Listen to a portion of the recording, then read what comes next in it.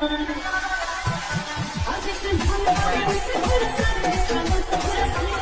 বন্ধুরা, এই ভিডিওটা শেষ পর্যন্ত দেখার চেষ্টা করো। আমরা মজাদার ফানি কমেন্ট করবো।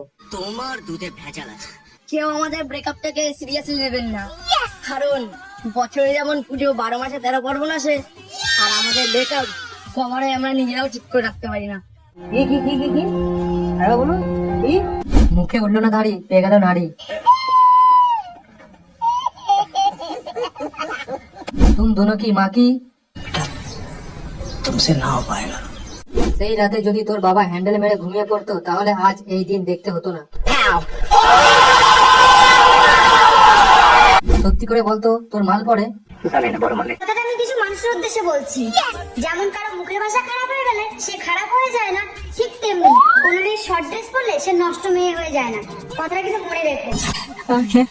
আর ভদ্র মেয়েরা কখনো শর্ট ড্রেস পরে না, এটা মাথায় রেখে। সত্যি বলতে তোমাকে ড্রেসটা পরে পুরো বেকার লাগছে। কাল থেকে ব্রা এন্ড প্যান্টি পরে বাইরে বেরোস। একদম ঠিক, তুমি আরো ছোট ড্রেস পরো আর আরো এগিয়ে যাও, আমরা তোমার পাশে আছি।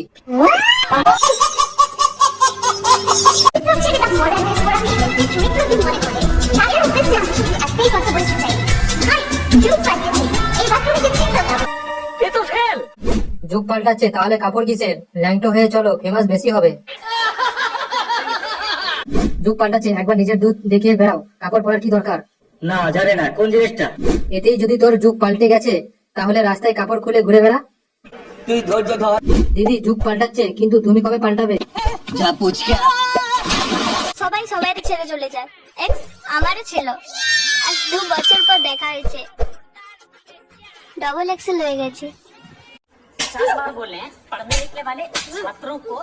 এক্স তোর ফাটিয়ে দিয়ে চলে গেছে।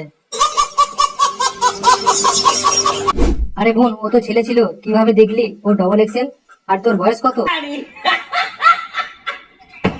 কি করে বুঝলে ডবল এক্সেল হয়ে গেছে? খুলে দেখিয়েছিল না কি আবার? কন্ডম ছাড়া মেরেছে কোন?